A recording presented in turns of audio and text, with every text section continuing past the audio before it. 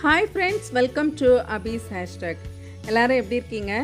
இன்னைக்கு நம்ம வீடியோல இந்த chow chow காய் யூஸ் பண்ணி நான் ஒரு 3 ரெசிபி நான் இன்னைக்கு கவர் பண்ணலாம்னு இருக்கிறேன். பாருங்க, ஒரு பவுல்ல ஒரு 1/4 கப் பருப்பு எடுத்துக்கிறேன். இதில் கொஞ்சம் தண்ணி விட்டு இதை நல்லா மிக்ஸ் பண்ணி சோக் பண்ண வச்சிருவோம்.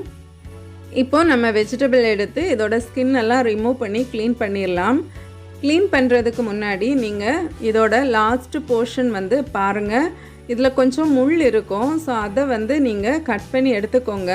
இந்த வெஜிடபிளில் நீங்கள் பார்க்கும்போதே உங்களுக்கு தெரியும், இந்த ஒரு காயிலையுமே ஒரு 3-4 முள் வந்து இந்த மாதிரி இருந்துச்சு. ஸோ ஃபஸ்ட்டு வந்து கத்தி யூஸ் பண்ணி இதை கட் பண்ணி எடுத்துட்டு ஸ்கின்னை வந்து ரிமூவ் பண்ணிடலாம். ஸ்கின் ரிமூவ் பண்ணுறதுக்கு பீலர் யூஸ் பண்ணி நம்ம ஈஸியாகவே ரிமூவ் பண்ணி எடுத்துடலாம். இந்த காய் வந்து நிறைய பேர் வந்து எப்படி வந்து குக் பண்ணுறதுன்னு தெரியாமலே வாங்காமல் இருப்பாங்க. அப்படியே வாங்கினா கூட ஒரு சாம்பார் போட்டு யூஸ் பண்ணுவாங்க. பட் இந்த காயில் வந்து நிறைய வெரைட்டி ஆஃப் டிஷ்ஷஸ் வந்து நமக்கு பண்ணலாம். இதில் வந்து ரொம்ப ஹெல்த் பெனிஃபிட்ஸ் இருக்குது. ரொம்ப உடம்புக்கு நல்லது. வெயிட் லாஸ் இருக்கிறவங்க கண்டிப்பாக யூஸ் பண்ணுங்க இதை. அது மாதிரி தைராய்டு ப்ராப்ளம் உள்ளவங்க, சுகர் ப்ராப்ளம் உள்ளவங்க, இவங்க எல்லாம் வந்து நல்லாவே இதை யூஸ் பண்ணலாம். நீங்கள் கூகுள் பண்ணி இதோட பெனிஃபிட்ஸ் பார்த்தீங்கன்னா இந்த காயை மார்க்கெட்டில் பார்த்தா வாங்காமல் இருக்க மாட்டீங்க. இப்போது நான் என்னோடய காய் க்ளீன் பண்ணி எடுத்துட்டேன். ஸோ இதில் ஃபஸ்ட்டு வந்து ஒரு ஃப்ரை பண்ணுறதுக்காக நான் மேலே இருக்கிற போர்ஷன்ஸ் வந்து ஒரு 3 பீஸ் வந்து நான் கட் பண்ணி எடுக்கிறேன். இதை நீங்கள் ஸ்லைஸ் பண்ணும்போது கொஞ்சம் தின்னாகவே ஸ்லைஸ் பண்ணிக்கோங்க. அப்போ தான் வந்து ரொம்ப டேஸ்ட்டாக இருக்கும். ரொம்ப நீங்கள் திக்காக வந்து ஸ்லைஸ் பண்ணிட்டீங்கன்னா அது ரொம்ப குக் ஆகாமல் நடுவில் ராவாக தெரியும். அதனால தான் தின்னாக ஸ்லைஸ் பண்ண சொன்னேன். இப்போது நான் ரிமைனிங் இருக்கிற பீசஸை வந்து 2 போர்ஷனாக கட் பண்ணி எடுக்க போகிறேன். இதில் வந்து ஒரு பொரியலும் ஒரு குழம்பும் பண்ணலான்னு சொல்லிட்டு இருக்கிறேன். இந்த ரெசிபி வந்து நம்மளோட வெஜிடேரியன் ஃப்ரெண்ட்ஸுக்கு வந்து ரொம்பவுமே யூஸ்ஃபுல்லாக இருக்கும். அது மாதிரி நான்வெஜ் மட்டும்தான் எனக்கு ரொம்ப பிடிக்கும் அப்படின்னு சொல்கிறவங்க கூட இதை விரும்பி சாப்பிடுவாங்க. ஏன்னா நான் இன்றைக்கி வந்து நல்லா வறுத்து அரைச்சி நம்ம கறி குழம்பு செய்கிறது மாதிரியே தான் இதோட மனம் இருக்கும், ருசியும் வந்து அது மாதிரி தான் இருக்கும். ஸோ அதனால் நான்வெஜ் விரும்பி சாப்பிட்றவங்க கூட இதை ரொம்ப லைக் பண்ணி சாப்பிடுவாங்க. நான் இதை வந்து இன்றைக்கி குழம்புக்கு யூஸ் பண்ணுறதுனால கொஞ்சம் க்யூப்ஸாக கட் பண்ணி எடுக்கிறேன். பக்கத்தில் ஒரு பவுலில் தண்ணி வச்சுக்கோங்க. நம்ம கட் பண்ணி வச்சுருக்கிற பீசஸ் எல்லாம் அந்த பவுலில் இருக்கிற தண்ணியில் சேர்த்துருங்க. அது அப்படியே இருக்கட்டும். இப்போ இன்னொரு பீஸ் இருக்கிறத நான் பொரியலுக்கு குட்டி குட்டி பீசஸாக கட் பண்ணி வைக்கிறேன். உங்களுக்கு இந்த மாதிரி பீசஸாக வேண்டான்னா நீங்கள் கேரட் துருவல் இருக்கிறதில்ல, அதில் வச்சு நீங்கள் துருவி கூட எடுத்து வச்சுக்கலாம். இப்போ அடுத்து நம்ம ஃப்ரை பண்ணுறதுக்காக ஒரு 3 பீஸ் கட் பண்ணி வச்சுருந்ததில் 1 ஸ்பூன் சில்லி பவுடர், 1/4 ஸ்பூன் மஞ்சள் தூள், அப்புறமா ஒரு 1.5 ஸ்பூன் கார்ன்ஃப்ளவர் வந்து நான் இன்றைக்கி ஆட் பண்ணியிருக்கிறேன். ஒரு குட்டி பீஸ் லெமன் வந்து பிழிஞ்சு விட்டுக்கோங்க. தேவையான அளவு சால்ட்டு போட்டு இதை நல்லா வந்து மிக்ஸ் பண்ணி 2 பக்கமும் வந்து நல்லா கோட் ஆகுற மாதிரி மிக்ஸ் பண்ணி அதை ஒரு 1/2 hour வந்து அப்படியே விட்டுருங்க. அது நல்லா வந்து மசாலா எல்லாம் நல்லா ஊறட்டும்.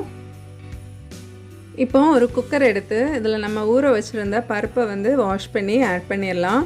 கட் பண்ணி வச்சுருந்த அந்த க்யூப்ஸாக இருந்த சவ் காயையும் வந்து சேர்த்துக்கலாம். இதுக்கு கூட ஒரு வெங்காயம் நான் அன்றைக்கி கட் பண்ணி ஆட் பண்ணியிருக்கிறேன். ஒரு பாதி டொமேட்டோ, ஒரு 3 வெள்ளைப்பூடு ஆட் பண்ணி இதுக்கு தேவையான சால்ட்டும் 1 கப்பு வாட்டரும் போட்டு நல்லா 1 விசில் தான் நான் வச்சு எடுத்துருக்கிறேன். இன்றைக்கி விசில் வந்ததும் அதை ஆஃப் பண்ணி தனியாக வச்சுருங்க.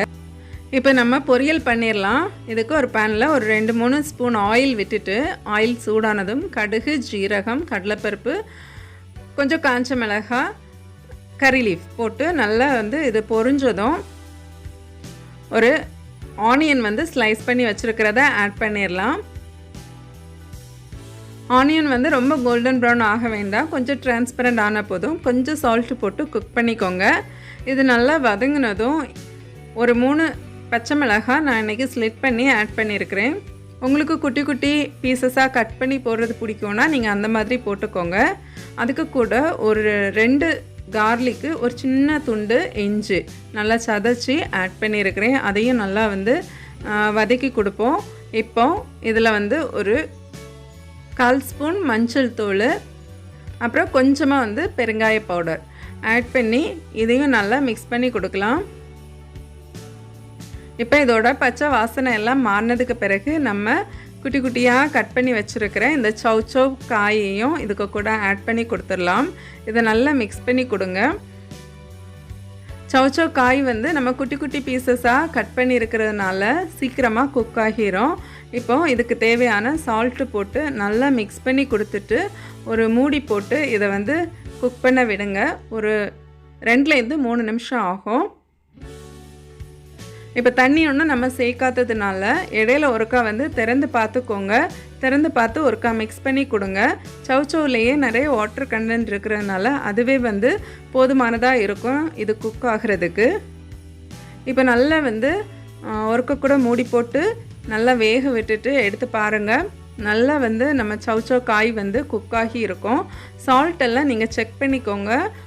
வேணும்னா கொஞ்சம் போட்டு கொடுத்துக்கோங்க. இப்போது இதை நல்லா ஓப்பன்லேயே வச்சு நல்லா மிக்ஸ் பண்ணி கொடுத்துட்டு கடைசியாக இதுக்கு கொஞ்சம் தேங்காய் துருவல் போட்டு நம்ம சௌச்சௌ பொரியல் வந்து ரெடி பண்ணி எடுத்துக்கலாம். இவ்வளோ தான் ஒரு டேஸ்டியான சௌச்சௌ பொரியல் வந்து நமக்கு ரெடி ஆகிடுச்சு. இதை அப்படியே ஒரு பவுலில் சேர்த்துடலாம்.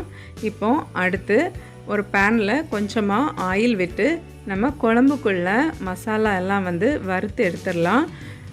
ஆயில் நல்லா சூடானதும் கொஞ்சம் பெருஞ்சீரகம், கறி லீஃபு, காஞ்ச மிளகாய், ஒரு 2 துண்டு இஞ்சி, கொஞ்சமாக ஒரு 2-3 பல்லு பூண்டு போட்டு நல்லா வந்து ஃப்ரை பண்ணிடுங்க. இது நல்லா வதங்கினதும் ரஃப்பாக சாப் பண்ணி வச்சுருக்கிற ஒரு ஆனியன் வந்து இதில் ஆட் பண்ணி கொடுக்கலாம். இது நல்லா மிக்ஸ் பண்ணி கொடுங்க. மிக்ஸ் பண்ணி கொடுத்துட்டு ஒரு 1/2 டொமேட்டோ வந்து இதில் ஆட் பண்ணியிருக்கிறேன். இதுக்கு கொஞ்சம் சால்ட்டு போட்டு நல்லா மிக்ஸ் பண்ணி கொடுங்க.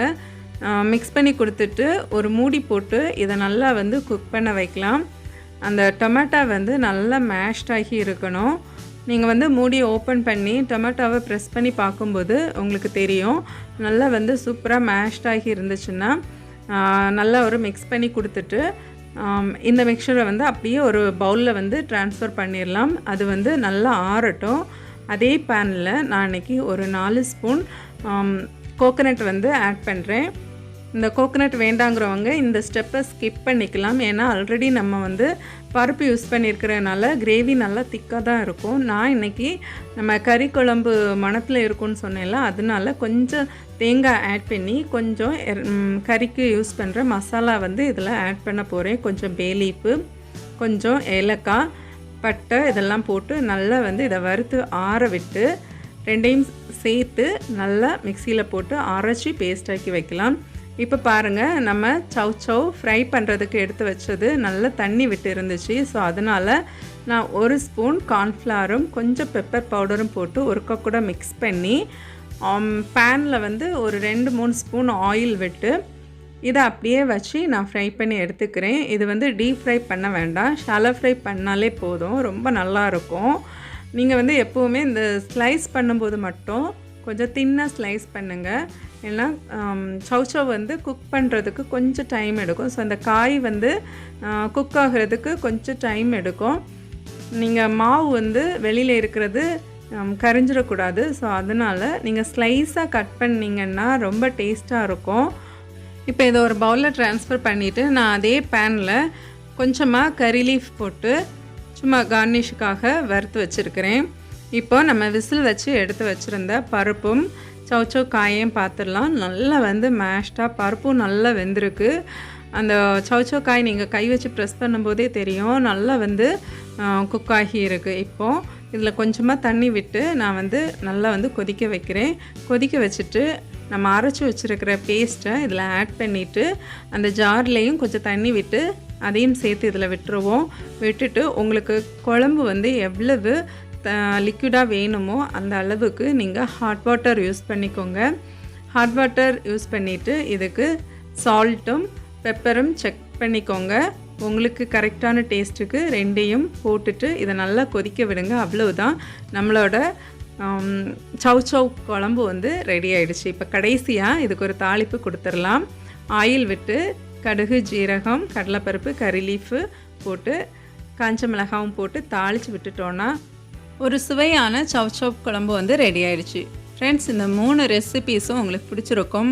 இந்த வீடியோ பிடிச்சிருந்தா லைக் பண்ணுங்கள், உங்கள் ஃப்ரெண்ட்ஸ் அண்ட் ஃபேமிலிக்கு கூட ஷேர் பண்ணுங்கள். நீங்களும் இது போல் செஞ்சு பார்த்து உங்கள் ஃபீட்பேக்கை என் கூட ஷேர் பண்ணுங்கள். நீங்கள் இன்னும் நம்ம சேனலை சப்ஸ்கிரைப் பண்ணலைன்னா சப்ஸ்கிரைப் பண்ணிக்கோங்க. நான் இன்னொரு இன்ட்ரெஸ்டிங்கான வீடியோவில் உங்களை சந்திக்கிறேன். அது வரைக்கும் பாய்.